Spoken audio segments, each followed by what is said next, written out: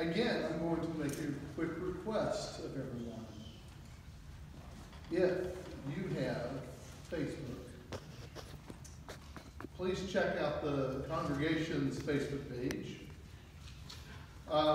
There is a recording of this morning's sermon on there. It is actually going out live today. Like it, share it. If you're live, let us know. If you've watched it, let us know where you're from. That way we've got a great record of who is here with us. I know to some that seems a little strange to say that.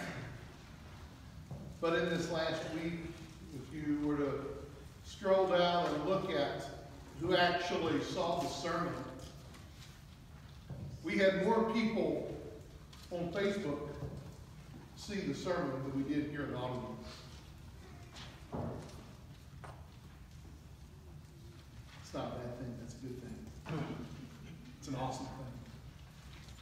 When I was looking at the metrics and realized over 85% of the people who saw our message go out were living here in and around Winchester.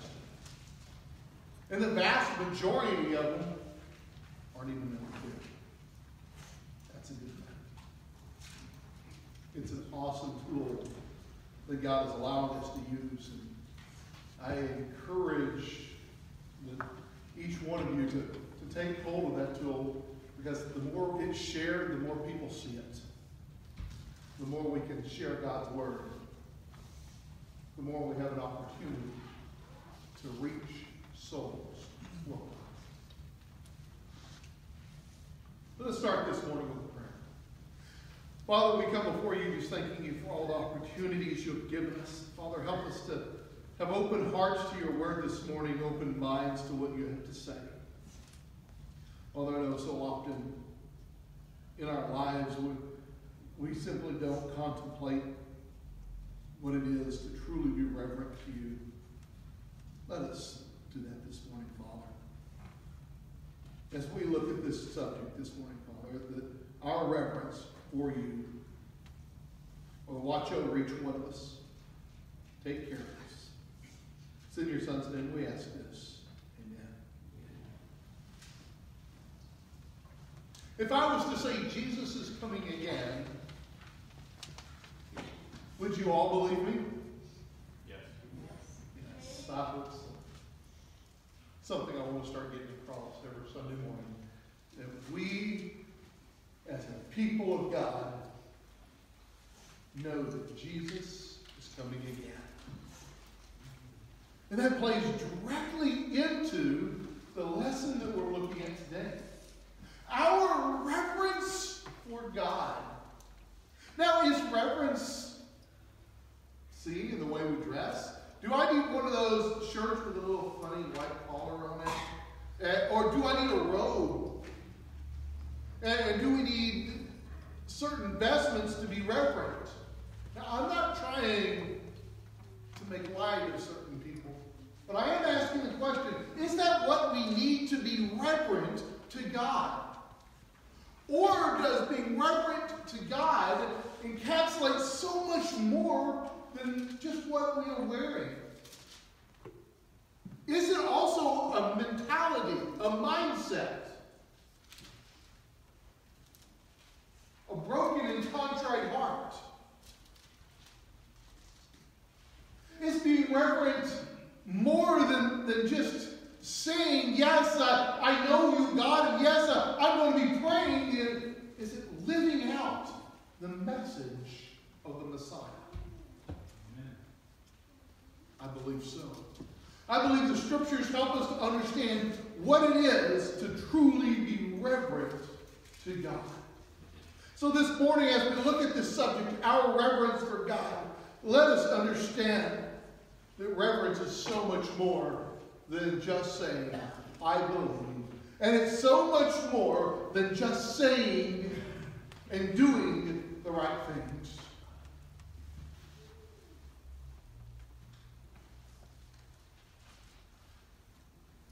The psalmist writes this in the 88th Psalm, or the 89th Psalm, in verses 1 and following. He says, I will sing of the mercies of the Lord forever. With my mouth will I make known to his faithfulness to all generations. For I have said, mercy shall be built up from ever.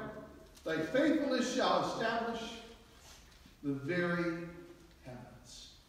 I have made a covenant with my chosen. I have sworn unto David, my servant. Thy seed will I establish forever, and build up the throne to all generations. Selah.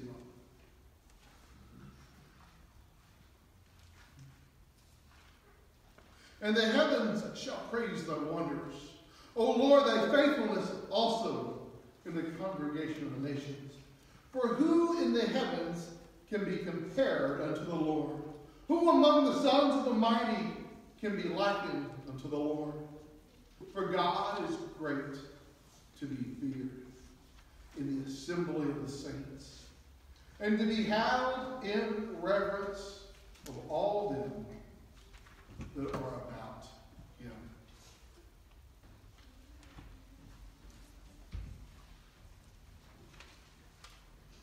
The psalmist writes, for God is to be held in reverence. But what is this idea of reverence, and why is it that we should hold God in reverence? Now, if you're tracking with the past lessons, maybe it makes a little more sense. When we started the year off, we started in the beginning, God created the heavens and the earth. And in the beginning was God. And he was with God. As Christ was in the beginning with the Father. And we continued on, and we continued to look at God and his power and his might.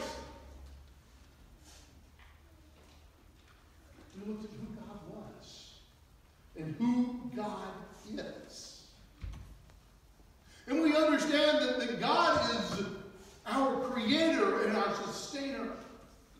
And we understand that God is a God of power, and he's a God of might, and he's also a God of mercy. And in understanding that, we should simply answer that question. Yes, I see why it is to be reverent to God, because God is. And I should fear him, the psalmist writes. That word fear, I think some people look at it, oh, I'm afraid. No, I have this awesome respect and awe and reverence for who God is. Such a respect and such a reverence that I seek him out. And I seek to know him.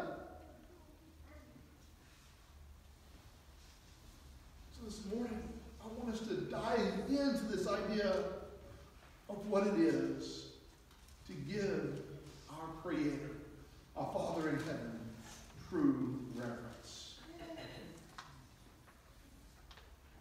For we could say, thank you, God, for I am grateful. And yes, that would be just.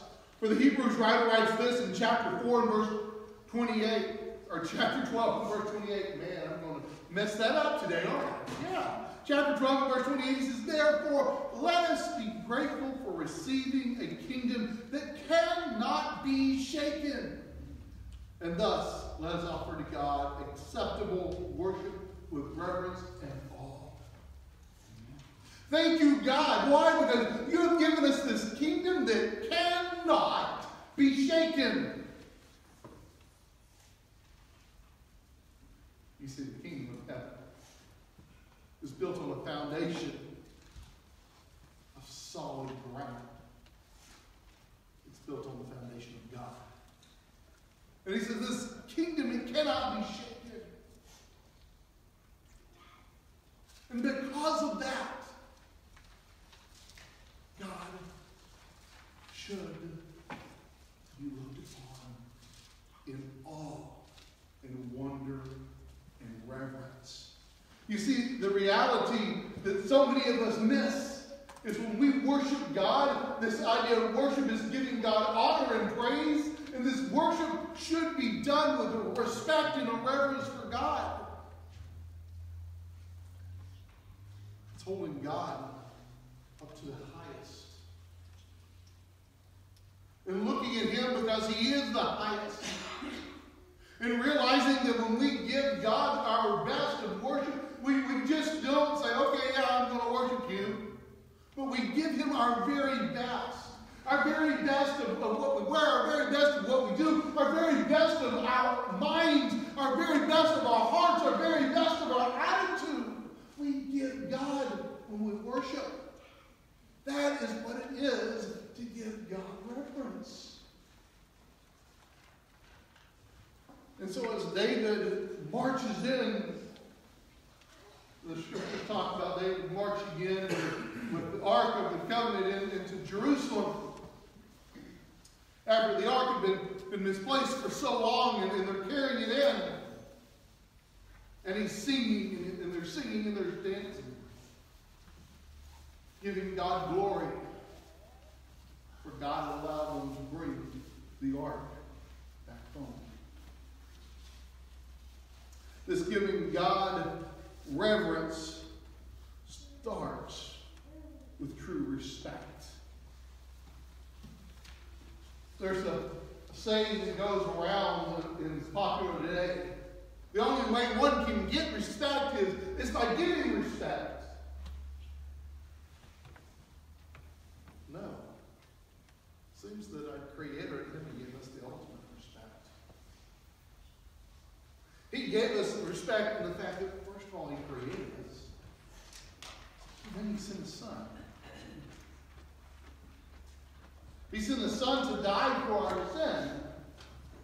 He gave us the ultimate in respect. And knowing that we could not be with Him, and so to be with Him, He gives us His only begotten. So yeah, we could say to receive respect, we must, or to give, to receive respect, we must give it, because that is exactly who God is. But I don't know if that's really fair enough to say to God. For in His creation, in this world, we see all that He has done for us. The Proverbs writer writes this in Proverbs chapter 1, verse 7. He says, the feast of the Lord is the fear of the Lord is the beginning of knowledge. Fools despise wisdom and instruction. That fear, that respecting God, it's the beginning of all knowledge and knowing who God is.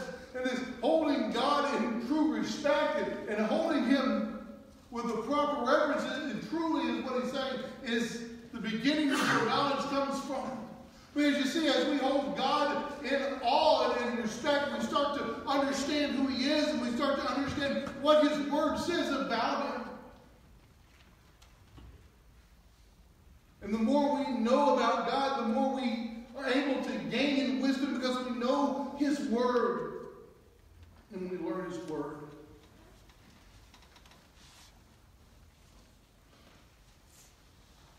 For this idea of respect and reverence needs to be understood that it's more than just giving lip service.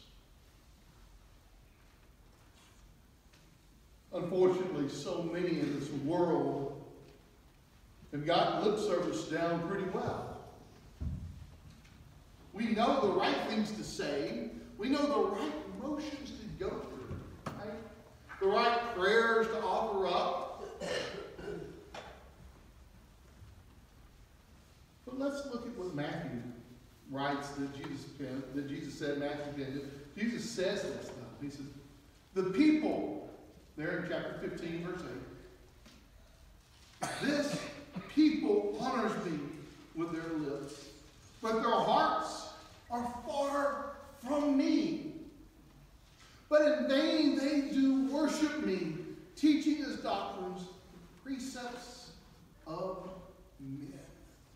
You see, this idea of true reverence and respect in God goes so much further than just plain lip service, than saying the right things. It boils down to the very heart of each one of us.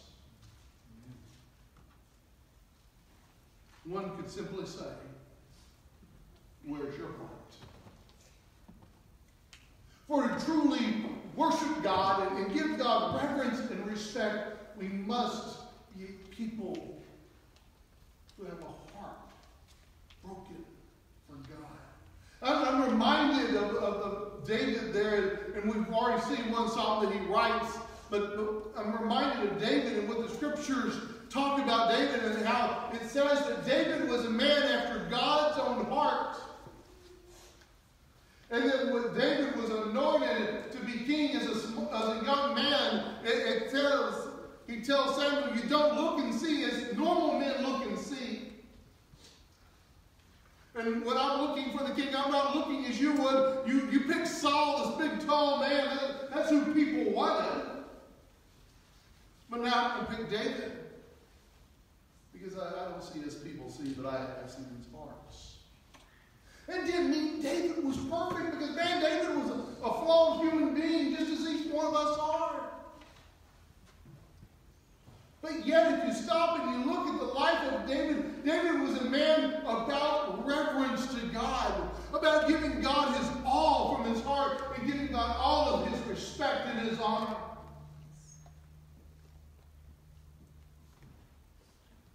So much so that David wasn't allowed to actually build the real temple there in Jerusalem. But yet David in his planning made sure his son Solomon could take care of the temple and have the very best materials. He planned everything.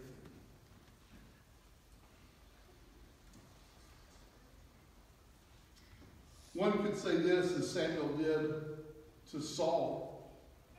In 1 Samuel chapter 15, verse 22, Samuel will tell Saul to obey is better than to sacrifice. And this comes out that as Saul had taken his armies out, they were told to completely get rid of people. And, well, Saul didn't like that idea. He decided to do things his own way. And there Samuel comes before him. He says, Saul, I hear the bleating of sheep. And we read this in 1 Samuel chapter 15. But Samuel replied, does the Lord delight in burnt offerings and sacrifices as much as in the obeying of the Lord? To obey is better than to sacrifice, and to heed is better than the fat of rams. So Samuel tells Saul, when Saul says, well, but I saved the very best for God to offer. But God said, and that's what giving God reverence is. It's just not this plain lip service to God, but it is truly giving God our hearts and our all and our respect. And when God says, this is how I want you to live, and this is what I want you to do, and this is who I need you to be, true reverence and respect says, then yes, God, I will do that. I may not understand it. I'm sure Saul was there. That was part of Saul's thought. He didn't understand, well, how would God want to get rid of all this? We could be wealthy. This just fattens the pot. Well, I'm going to go do it my way. Sometimes I think in our lives, we don't quite understand why God says what he says. We don't understand why God says, this is what I want you to do. This is how I want you to live. But God has a very good reason for it. And part of being a people of reverence and respect is that, God, I know you have told me to live like this, and so I am. Because I give you my heart. I give you my all.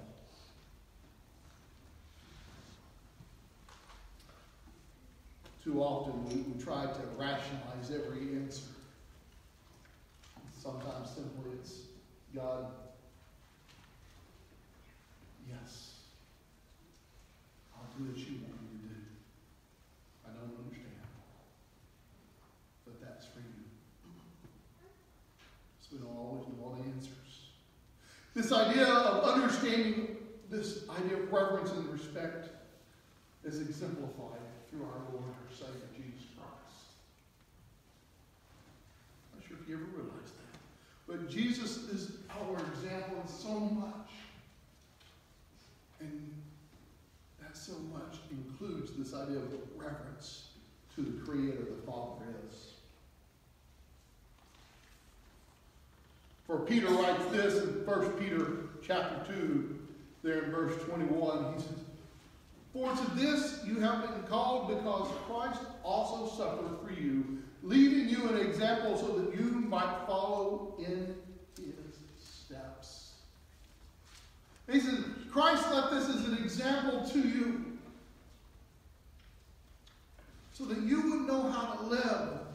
The Hebrews writer will go on to say in Hebrews chapter 5 and verse 7, "In the days of the flesh, Jesus offered up prayers and supplications with loud cries and tears to him who was able to save him from death. And he was heard because of his reverence." Jesus was heard because of his reverence, and yet he is our very example in how we live. And God heard him in his cries and his tears, because the honor and the respect and the awe that he held for his Father. How much more so should we give reverence to our Father in heaven? For he's given us even his Son as an example of what it is and how to be a people of reverence, of awe, of holding God and putting God first and foremost in our lives. And yet sometimes that's the difficulty as people, as mankind, that we struggle with. Realizing that putting God first is giving God reverence. That putting God at the very pinnacle of all that I do is giving God reverence. Laying down my desires and following his will is giving God reverence. Submitting to him and living according to the way God desires is giving God reverence. Growing and studying in his word and knowing him and growing in wisdom and knowledge of the word of God is giving God reverence.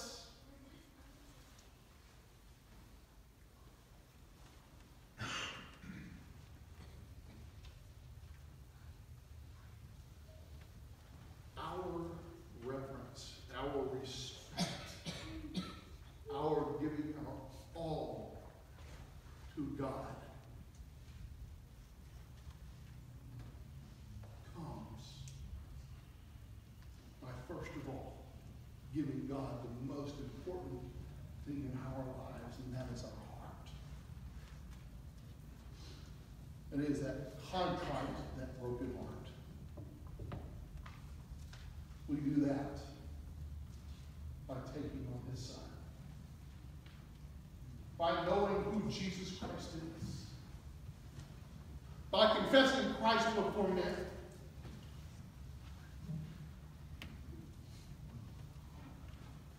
By repenting, by changing from the ways of the world and the ways of the flesh to follow after the ways of Christ and the ways of our Creator in heaven.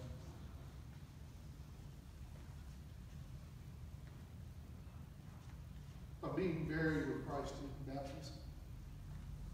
Dying to this old world so that the water of baptism can wash us, can cleanse us, and we can be raised to walk in a new life. A life in Christ. A life that is holy and pure and reverent to the Father.